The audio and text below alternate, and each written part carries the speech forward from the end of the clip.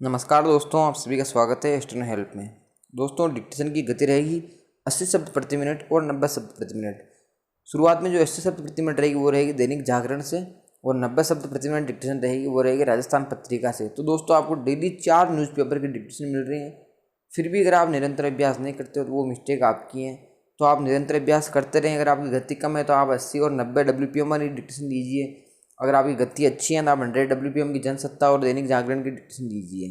उससे आपका काफ़ी शानदार प्रयास हो जाएगा, अभ्यास हो जाएगा। एग्जाम में आप कोई सा भी डिक्टेशन बोलो, आप किसी भी प्रकार की समस्या में नहीं रहोगे, परेशानी में नहीं रहोगे। स्टार्ट करते हैं। 3, 2, 1 स्टार्ट। हरियाणा में फूलों की खेती करने वाले किसान परेशान हैं। उनकी स्थिति कोरोना संक्रमण काल में दयनीय हो गई है। कोरोना ने इनकी आय पर सीधी चोट की है। छोटी जोत वाले इन किसानों की सहायता करना सरकार का कर्तव्य है। हरियाणा में कुछ किसान बड़ी जोत वाले होते थे, कुछ छोटी जोत वाले।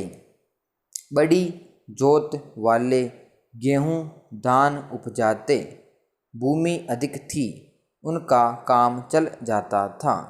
लेकिन छोटी जोत वाले किसान गेहूँ धान उपजाते तो उनके परिवार का पालन पोषण मुश्किल हो जाता। इसलिए उन्होंने सब्जियों की खेती का विकल्प चुना।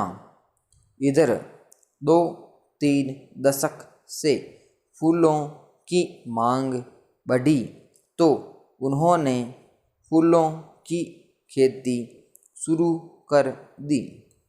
फूलों के दाम अच्छे मिल जाते थे, इसलिए भूमि कम होने के बावजूद उन्हें परिवार के पालन पोषण में परेशानी नहीं आती थी। सो फूलों की खेती को लाभदायक समझा जाने लगा। लाभदायक थी भी क्योंकि उपासना स्थलों पर विवाह से लेकर अन्य प्रकार के अनेक समारोहों में फूलों का सजावट में उपयोग होता था। होटल, रेस्तरां, राजनीतिक और व्यावसायिक कार्यक्रमों में भी फूलों की मांग होती थी। लेकिन कोरोना संक्रमण फैला तो होटल, रेस्तरां बंद हो गए। हर तरह के कार्यक्रम भी बंद हो गए। जो होते भी उनमें बहुत सीमित संख्या में लोगों की उपस्थिति होती, क्योंकि ऐसा सरकार का आदेश था। समय सीमा भी संकुचित कर दी गई। परिणाम यह हुआ कि फूलों की मांग ही नहीं रही।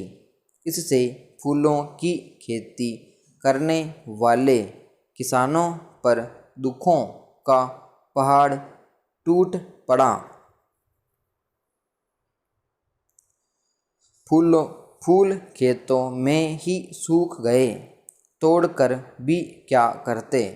पहली लहर खत्म हुई तो किसानों ने सोचा कि उनके भी बुरे दिन समाप्त हुए। अगले 2-3 वर्ष में पिछली हानि की भरपाई कर लेंगे। लेकिन दूसरी लहर आ गई। अब वे भयाक्रांत हैं कि एक बार फिर फूलों की खेती प्रारंभ की और कोरोना की तीसरी लहर आई तो उनके लिए बहुत मुश्किल हो जाएगी। सारी जमा पूंजी खर्च हो चुकी है। अब कर्ज लेकर शुरुआत करने का साहस भी नहीं, इसलिए वे परंपरागत फसलों की तरफ लौटने की सोच रहे हैं। विराम पैरा। जम्मू कश्मीर में सामान्य होते हालात के बीच राजनीति में करवट के आसार नजर आ रहे हैं। प्रधानमंत्री नरेंद्र मोदी की ओर से 24 जून को जम्मू कश्मीर के सभी राजनीतिक दलों की बैठक बुलाना स्पष्ट संकेत है कि केंद्र सरकार वहां लोकतांत्रिक सरकार की बहाली की दिशा में आगे बढ़ना चाहती है।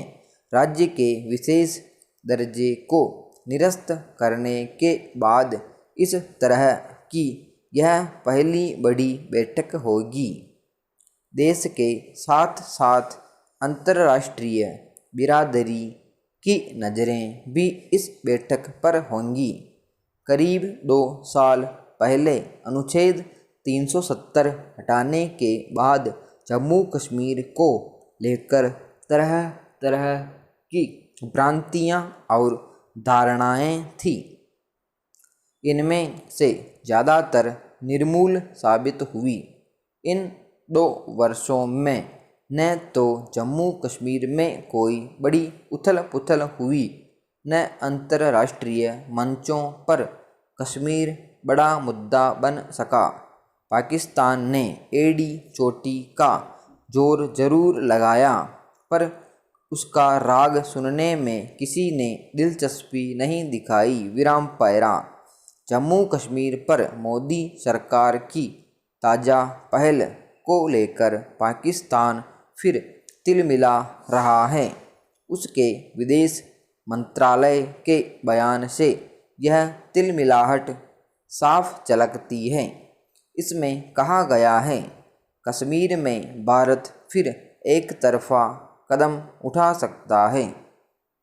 वहाँ के विदेश मंत्री शाह महमूद कुरैशी ने संयुक्त राष्ट्र महासचिव को पत्र भी भेजा है। पाकिस्तान की यह कवायद भारत के आंतरिक मामलों में गैर जरूरी दखल से ज़्यादा कुछ नहीं है। उसके नापाक मंसूबों को अंतर्राष्ट्रीय बिरादरी भी बखूबी जान चुकी है। भारत सरकार ने पिछले 2 साल के दौरान कश्मीर में हालात जिस तरह संभाले, अंतर्राष्ट्रीय संगठनों को इसकी भी जानकारी है। गृह मंत्रालय का दावा है कि नए नागरिकता कानून से कश्मीर में पाकिस्तानी शरणार्थियों, गोरखों, पंजाब से आकर बसे सफाई कर्मियों और राज्य के बाहर विवाह करने वाली महिलाओं को काफ़ी राहत मिली है। भेदभाव खत्म हुआ है। अचल संपत्तियों की रजिस्ट्री उनके नाम पर होने लगी है। राज्य सरकार की नौकरियों के लिए आवेदन करना आसान हुआ है। हालांकि दावे से परे नौकरियों के मोर्चे पर हालात पहले जैसे हैं। अनुच्छेद 370 निरस्त होने के बाद राज्यपाल ने 3 महीने में 50,000 नौकरियों की घोषणा की थी। इस पर अमल का अब तक इंतजार हो रहा है। Jammu Kashmir chamber of commerce and industries के ये आंकड़े भी चिंता बढ़ाने वाले हैं कि इस दौरान राज्य में 4 लाख से ज़्यादा लोगों की नौकरियां जा चुकी हैं। विराम पैरा। जिस राज्य में आतंकवाद कभी कुटीर उद्योग की तरह पनपा हो, वहाँ लोगों को रोजगार मुहैया कराने पर विशेष ध्यान देने की ज़रूरत है। उम्मीद की जानी चाहिए कि 24 जून की बैठक में दूसरे पहलुओं के साथ साथ रोजगार की समस्या पर भी चर्चा होगी। जम्मू कश्मीर के जिन 14 नेताओं को बैठक का न्योता भेजा गया है, उन्हें कश्मीर की ज़मीनी हकीकत की ज़्यादा जानकारी है।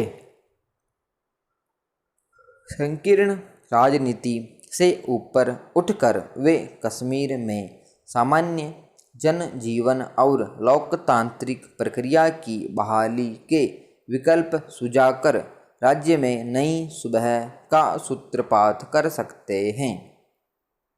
विराम समाप्त। दोस्तों ये थी डिक्टेशन 9.5 मिनट की। शुरुआत डिक्टेशन की अपन ने जागरण से और इसका एंडिंग डिक्टेशन बोली गई वो बोली गई है पत्रिका से। काफ़ी शानदार डिक्टेशन है, काफ़ी अच्छे अच्छे वर्ड आए हैं। अगर आपकी स्पीड कम है तो आप इसका 2 बार अभ्यास करें, 2 बार इसको लिखें, आसानी से ट्रांसलेट हो जाएगी। मिलते हैं नेक्स्ट वीडियो में। जय हिंद।